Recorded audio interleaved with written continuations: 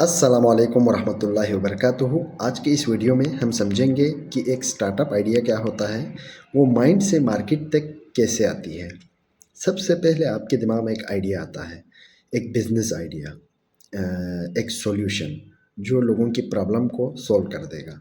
पैसा किसको मिलता है? उसी को मिलता है जो लोगों के मसलों को हल कर दे।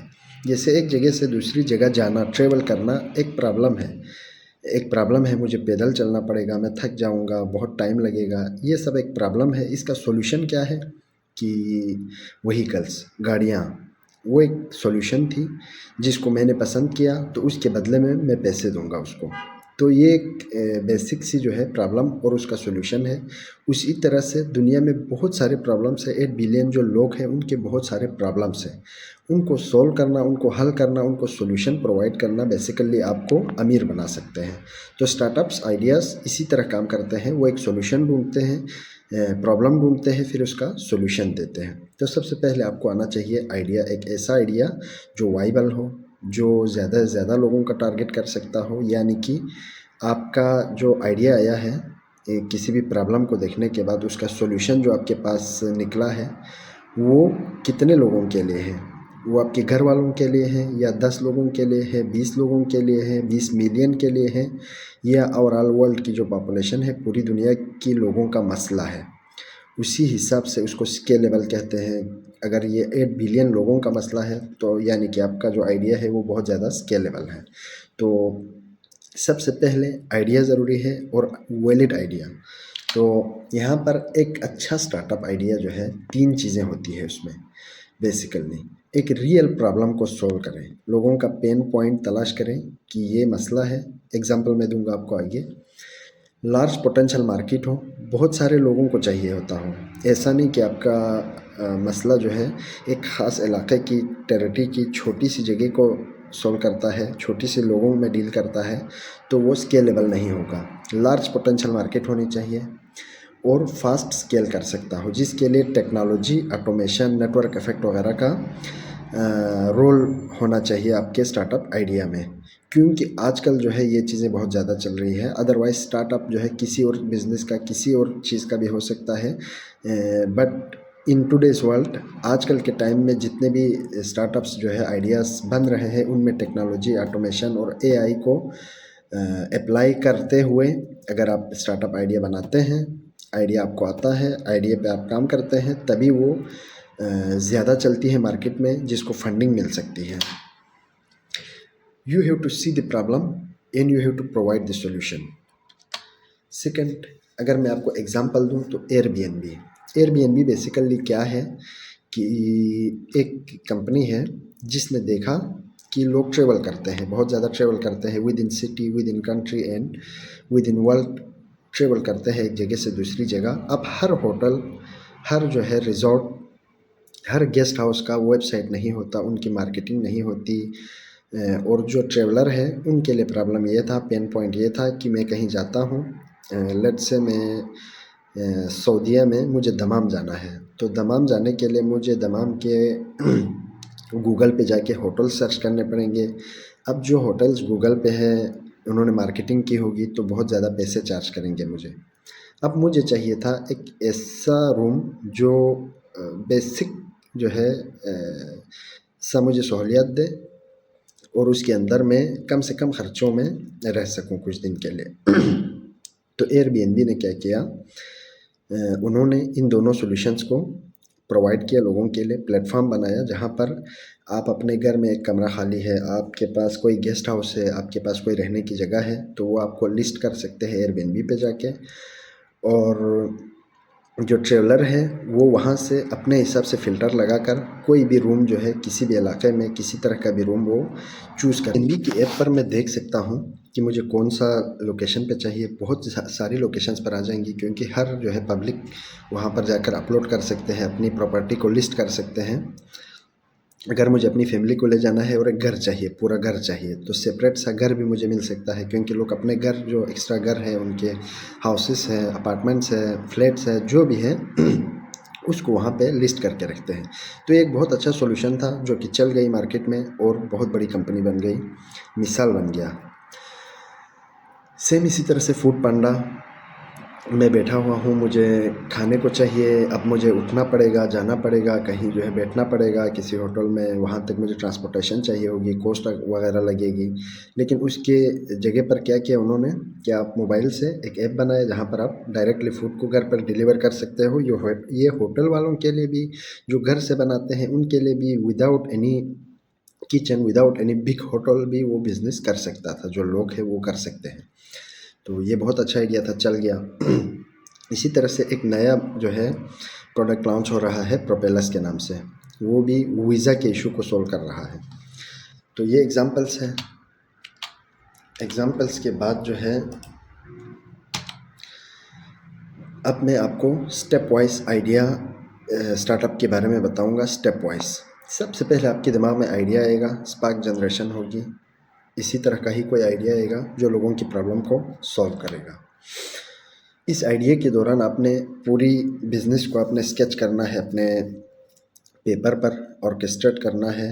इन टू इन जो है आपको क्लैरिटी होनी चाहिए कि मैं ये बिज़नेस है मेरा, ये तरीक़ाकार है, ये प्रॉब्लम्स है, ये सॉल्यूशन मैं दे रहा हूँ। उसके बाद जो है वैलिडेशंस होती हैं, जैसे आपने डिफरेंट आपने आपका ज़रूरी नहीं है आपका कोई सॉफ्टवेयर बैकग्राउंड हो अगर आप सॉफ्टवेयर प्रोडक्ट बना रहे हैं, लेकिन आप किसी सॉफ्टवेयर के माहिर से वैलिडेट करवाएंगे कि इस तरह का आइडिया है मेरा, वो सॉफ्टवेयर पर उतर सकती है या नहीं। इस तरह से वैलिडेशन होगी, इसको प्री सीड कहेंगे। इस स्टेप में आप प्री सीड यानी कि आप अपनी फैमिली मेम्बर से, अपने दोस्तों से, या कोई जानने वाला आपका दोस्त है, कोई इन्वेस्टर है, तो उनसे इन्वेस्टमेंट लाएंगे। जो भी पैसा आपके लिए वेबसाइट के लिए चाहिए होगा इस दौरान आपको बेसिक चीज़ें करनी है। आपको मिनिमम जो है प्रोडक्ट को किसी तरह से आपने देख सके, आप बता सके, एक्सप्लेन कर सके, इस फॉर्म में लानी है प्रोडक्ट को। तो इस दौरान जितने भी इन्वेस्टमेंट चाहिए होंगी, कम इन्वेस्टमेंट चाहिए होगी, लिहाजा प्री सीड कहते हैं इस प्रोसेस को।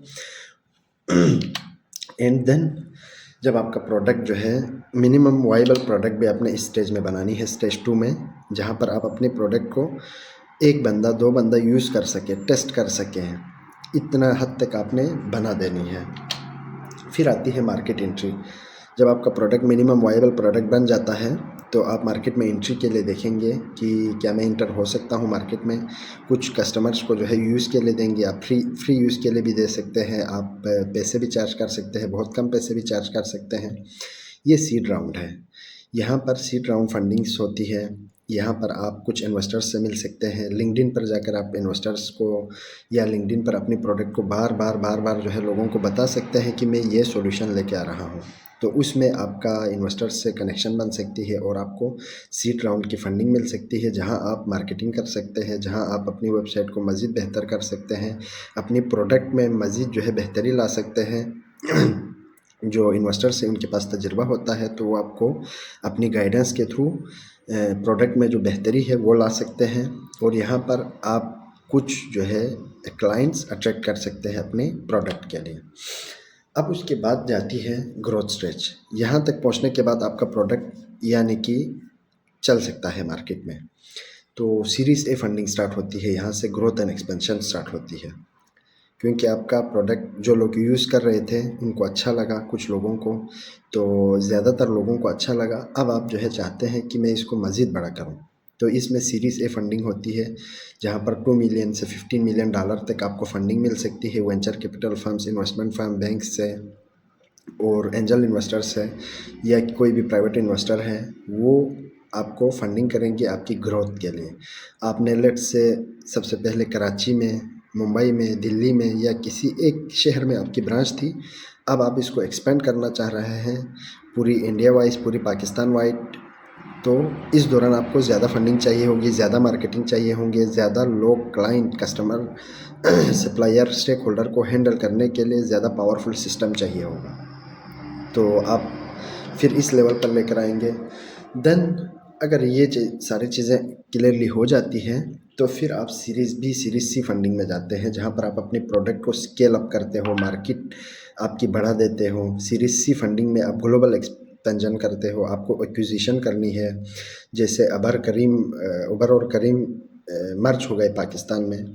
इस तरह से आपको कोई ऐसा जो है कंपटीटर है या कंपटीटर नहीं है, वो आपके पैरेलल जो है सर्विसेज में आती है। तो ऐसी कोई कंपनी आप एक्वायर करना चाहते हैं, किसी के साथ मिलकर काम करना चाहते हैं, नया प्रोडक्ट लॉन्च करना चाहता है, उसी प्रोडक्ट में बेहतरी लाना चाहते हैं, जैसे चैट जीपीटी वर्जन 4 वर्जन 5 इस तरह से आ रहे हैं, तो सीरीज सी फंडिंग में बहुत ज़्यादा पैसे चाहिए होंगे। आप ने कंपनी को बढ़ाना भी है, प्रोडक्ट को भी बढ़ाना है, एक्सपेंड भी करनी है। तो इसमें लार्ज वीसीस, प्राइवेट इक्विटी और कुछ कॉर्पोरेट इन्वेस्टर्स होते हैं, इंस्टीट्यूशंस होते हैं, वो फंडिंग करते हैं इस राउंड में, मार्केट स्केलिंग में। देन क्या होती है कि know your product is very ready, pre IPO stage पर जाती है, मैच्योरिटी एंड गवर्नेंस। यानी प्री आईपीओ स्टेज पर क्या होता है कि आपकी कंपनी अब बहुत बड़ी बन चुकी है, अब इसका लास्ट जो स्टेज है, आखिरी जो हार पहनाना है अपने कंपनी को अपनी, वो है आईपीओ करना, इनिशियल पब्लिक ऑफरिंग, यानी स्टॉक एक्सचेंज पर ले जाकर लिस्ट करना, ताकि पब्लिक जो है शेयर्स खरीद सके। इसको करने से पहले बहुत सारे स्टॉक एक्सचेंज के बहुत सारे रूल्स हैं, जैसे जेंडर इक्वलिटी का रूल्स है कि आपकी कंपनी में फीमेल रेशो होनी चाहिए, मेल रेशो इस तरह से होनी चाहिए, आपकी कंपनी की सारी जो डॉक्यूमेंट्स है वो रेडी होनी चाहिए, सारा तरीक़ेकार होना चाहिए। उनकी रूल बुक्स होती है लिस्टेड कंपनीज़ की, तो उस रूल बुक के हिसाब से हर चीज़ को आप चेक करते जाएंगे, और जैसे ही चेक करेंगे आपको पता चल जाएगा कि you are no ready to go for IPO. Then क्या होगा, आईपीओ होगी, इन्वेस्टर्स बैंक्स होंगे, आपके अंडरराइटर्स होंगे और आप अपनी कंपनी को इनिशियल पब्लिक ऑफरिंग यानी स्टॉक एक्सचेंज पर लिस्ट करने के लिए ले जाएंगे। And this is the last step of your startup journey. And then beyond IPO, after IPO, you may stay as CEO, you may move to new company, may make new ventures, or become a mentor like this.